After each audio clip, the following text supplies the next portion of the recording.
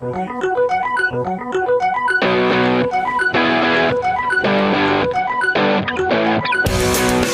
Head Coach Isaac Collins Show. Here's Dan Flickinger and Seton Hill Head Coach Isaac Collins. And welcome back to Griffin's Game Day here on the Westmoreland Sports Network. Dan Flickinger with you, and it is time for the Head Coach Isaac Collins Show. And before we talk with Coach, I want to let everybody know that our Griffin Player Spotlight is with Malik Scott. We'll be talking with Malik in just a couple of moments after we're done talking to Coach, and also going to get Coach's thoughts on Malik as well. But, Coach, first of all, we look back at last week. Second straight game, you guys had a lead going into the fourth quarter.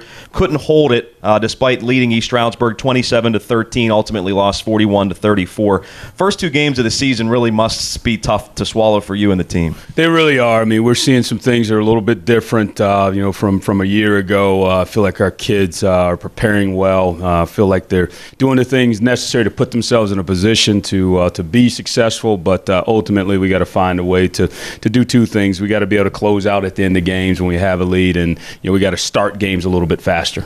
With the two losses like that and the way they happened, I know it sometimes takes guys a while to respond, but how was the week of practice leading up to Westchester today? It was good. I mean, I think the early part of the week was tough. Just, we got back at 3:30 in the morning, so that always makes it hard. So we had to kind of adjust some things with our schedule.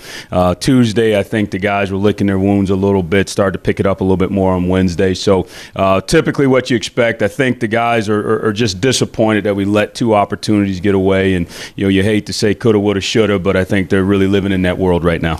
Taking a closer look at the game, East Stroudsburg scores first but misses the extra point to go up 6-0. But the Griffins respond with a massive 12-play, 75-yard drive capped off by a Logan Weiland 4-yard run. And Seton Hill goes ahead after they hit the extra point 7-6 at the 7:04 mark of the first quarter. One long drive, and you actually had a couple of several long drives in the game, Coach. Well, we did talk a lot in the offseason about just finding ways to be able to help our defense. And I think when you put those drives together, it gives you a little bit more time to kind of make adjustments on the sidelines, and I think it's been key in both games for us defensively to kind of get the guys settled down and make sure we know where we need to be. But also, chewing the clock and kind of establishing your presence on offense, I think, is really big as well. Just 2 minutes into the second quarter, on a 3rd down and 20, Ryan Barabee hits Kenan Humphrey at around midfield, and he goes the rest of the way for a 77-yard touchdown pass, and the Griffins go ahead 14-6. Offense at that point made a real big play on 3rd down and long, didn't they? Oh, it was huge, and it was great to see Kenan, a guy that had a tremendous spring. Was slowed a little bit in preseason. Obviously, didn't show up much in week one, but it was good to see him kind of show some things that we saw in the spring, and excited to have another guy have an explosive play. When you have Ardell, people are going to start to shift that way a little bit, so we need some other guys to be able to step up, and Kenan certainly did that. And with Matt Williams banged up right now, it's definitely going to be even more important to have him step up, right? Absolutely.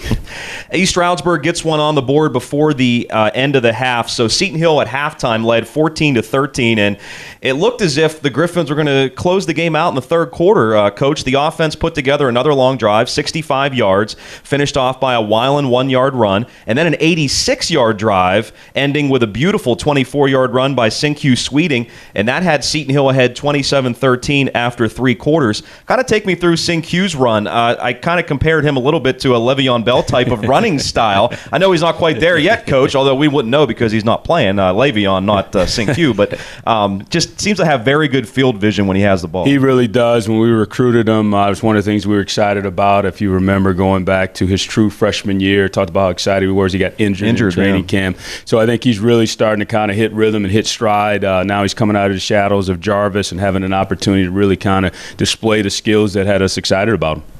Early in the fourth quarter, East Stroudsburg's quarterback, Ben Moser, connects on a 45-yard pass to Jylel Reeder, who made an incredible catch on the play and moved the ball all the way down to the Seton Hill 7-yard line. 2 plays later, the Warriors would score to cut the Seton Hill lead to 27-20 early in the fourth quarter. And I know you maybe can't look at it this way, Coach, but from the broadcast standpoint, it looked like that was almost a turning point for them, kind of gave them a spark, that great catch by their wideout. It really did. Not only did it change the field position. Not only did it put them in a position to score and put points on the board, but you could see their sideline come alive. We had done a pretty good job most of the day on their deep balls. I thought our corners did a good job overall, and we let that one slip away. And it was decent coverage, just a slight breakdown in technique that I think would have prevented the completion, but certainly was a momentum swing at that point.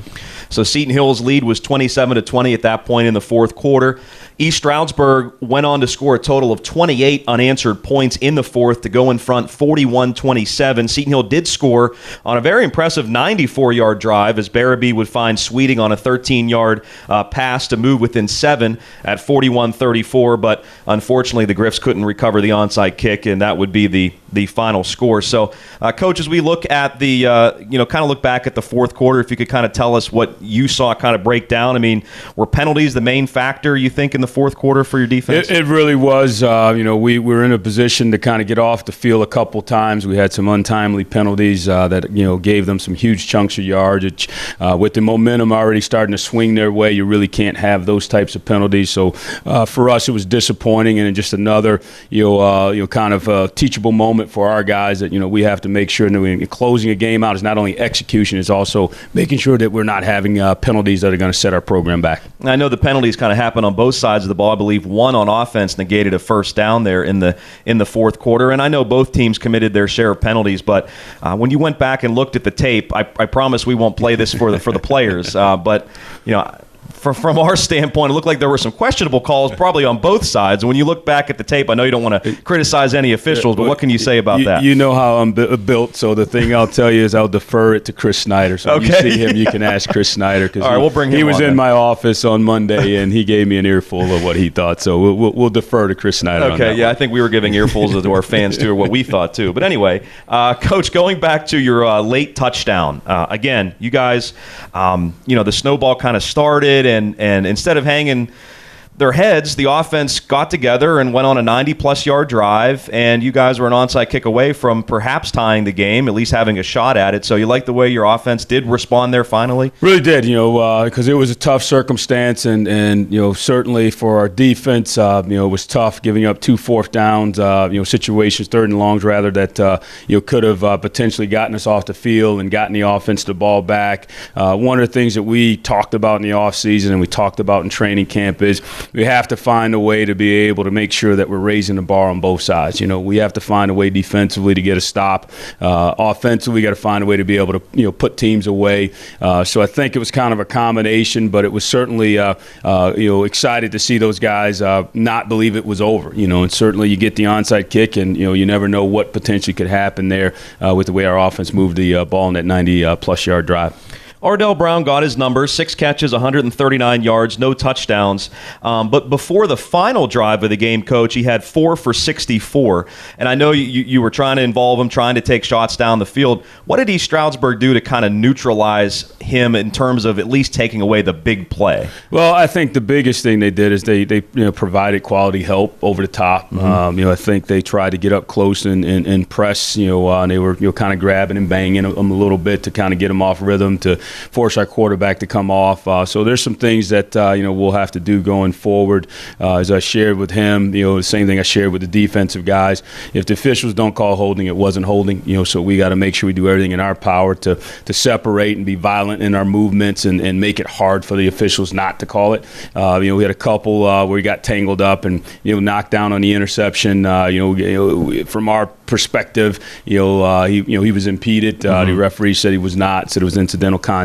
So it's those types of things that I think helped. And we got to again kind of go back and look at different ways to be able to kind of start to move him around, because people are certainly going to try to implement the same game plan. And despite all that, he still almost made 2 incredible catches. I thought he came down with one of them at least. So he did. He certainly did. So. Pretty crazy. Balls that he has shouldn't have any chance of getting to. He seemingly somehow almost does.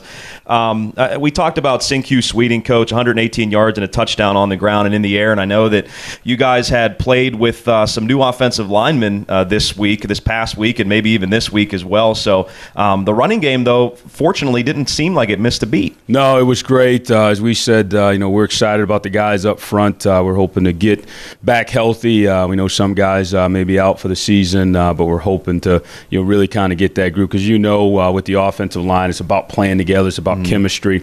So I thought, for having to throw those guys together on Thursday, I thought they did a really, really good job. I thought Coach Eager did a good job of preparing them. So certainly, there were some mistakes made, but I think they also made some plays along the way to keep us in that ball game. One of the things we talked about on the broadcast a few times, and maybe it goes unnoticed, but your kicker John Watt did a great job in the kicking game, didn't he? He kept pinning the East Stroudsburg return man to the sideline, and your guys came down and made a tackle. No, it was a big part of what we wanted to get done in terms of kind of neutralizing their return game, that good skill back there. In this conference, you got to have a plan to kind of keep the ball away or certainly limit the field space, and I thought JP did a really good job with that. Yeah, I feel like every kick was in the same exact spot. At least it looked like that. So that's the way we practiced. That was definitely a good thing. Our Griffin player spotlight is with Malik Scott, and I want to get your thoughts on Malik, Coach. Just the way that he's been a program guy for you, been here for 5 years, started as a wide receiver and moved to defensive back, and he's going to let us in on something that I wasn't aware of, that he nearly left Seton Hill to continue his academics elsewhere, but he wanted to come back for his redshirt senior year, which I'm sure as a coach you appreciate. Just kind of talk about the player that he's been for you. Well, I tell you what, it's been neat having Malik in the program. He's kind of if there's such thing as that silent voice in your program, well liked by his teammates, does a really good job behind the scenes of really kind of relating to all the guys. Certainly at times can be boisterous, but a lot of times what he does is kind of behind the scenes. And his transition from wide receiver, defensive back, to go from the flash life of being a kick returner and a wide out in our system to really kind of being a DB that you're hoping that you don't get noticed, because when you're a defensive back and you're getting noticed, that's not a good thing.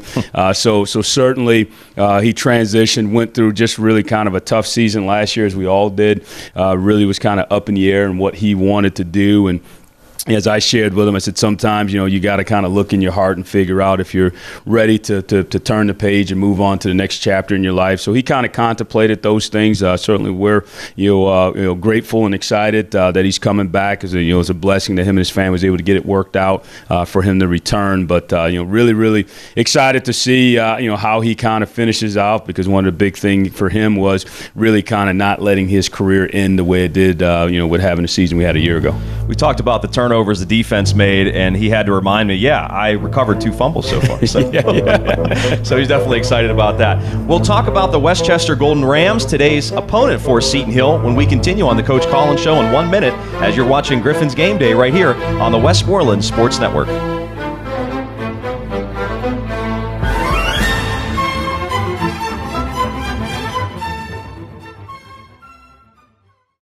Hampton Inn & Suites, North Huntington, Irwin is Seton Hill University's preferred hotel partner. Stay at this brand new hotel where you can relax by the outdoor fire pit or swim in the indoor pool. You'll love everything, from the clean, modern rooms to the free Wi-Fi and the waffles. Hampton Inn & Suites, North Huntington, Irwin is located just off of I-76, minutes from restaurants and shopping in downtown Irwin. Book now at hampton.com.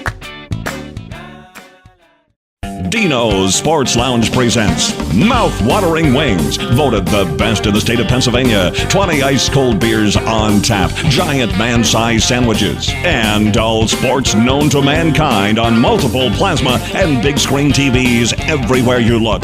It doesn't take a genius to figure out Dino's is the place for the real sports enthusiast. Dino's Sports Lounge, 2 locations, Route 30 Latrobe and Greensburg. Dino's reminds you to drink responsibly, have fun, stay safe. This is tight end Travis Crummy, and you're watching CN Football on Westmoreland Sports Network.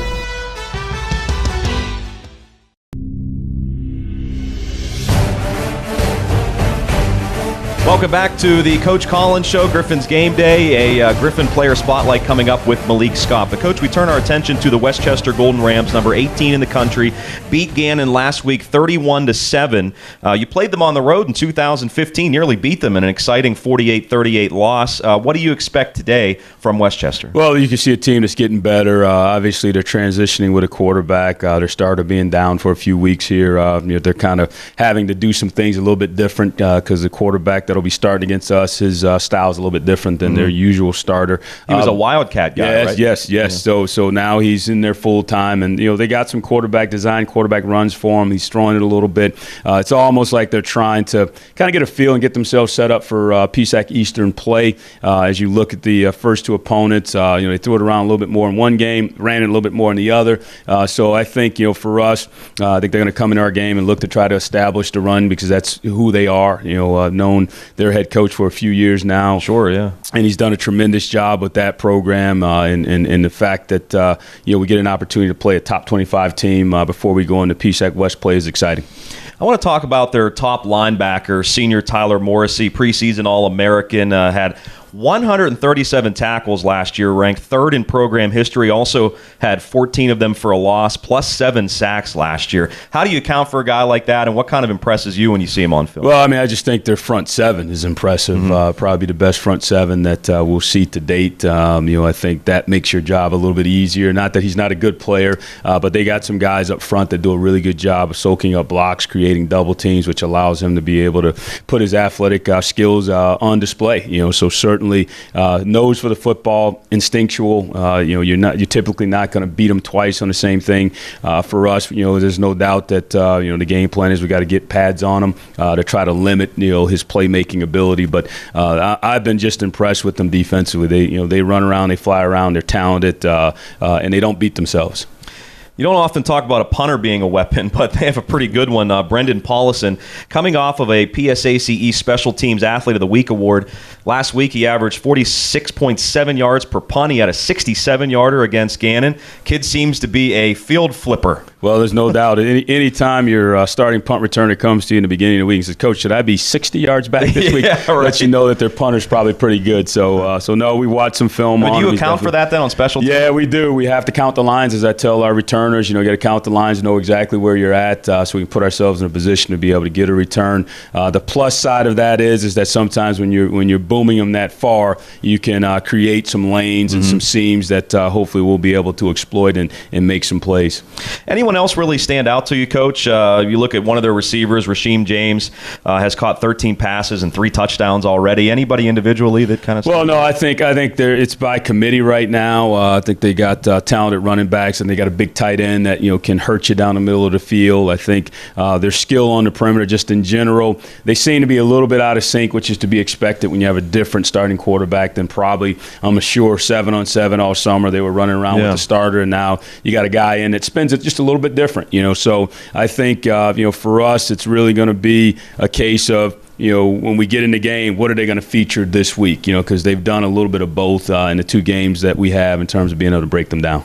Finally, Coach, your keys to victory today against Westchester. Well, number one, and I talked with the players about this, Thursday night in our team meeting, just in terms of just things that we got to make sure that we tighten up. We have to find a way to eliminate some of the mental errors, especially early in the game. Defensively, we're starting too slow. Allowed back-to-back weeks teams to go down in their opening drive and score. And I tell them those are 7 points that you can't get back. So we have to find a way to adjust a little bit quicker to the speed of it. Obviously, scout team can never give you the speed that you're going to see, and I think that's really what has set us back.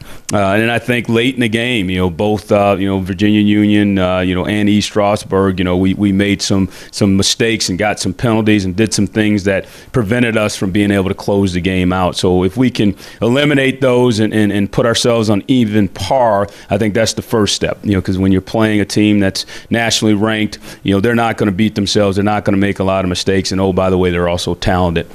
So I think if we can do that, it'll be great. We got to find a way to run the football. That seemed to be the ingredient this year that's allowed us to be able to be in a position in the fourth quarter to win it. And then I think we got to take care of the football when we throw it. Ryan's got to do a good job with his decision making. He's got to make sure he's putting the ball in place where our guys can make plays on it and not theirs, because they're very talented in the secondary. And then defensively, we got to be able to get off blocks. Because our ability to get off blocks and kind of shut down the run game, shut down that quarterback run game, and force them to have to be one-dimensional and throw it will probably give us the best chance to be successful. Coach, thanks a lot for your time as always. Go have some fun in your home opener today against Westchester. Good luck. Thanks. That is Coach Isaac Collins of the Seton Hill Griffins in his 6th season. Coming up, our Griffin Player Spotlight with Malik Scott. Don't go away. Our Griffins Game Day pregame show continues right after this message on the Westmoreland Sports Network.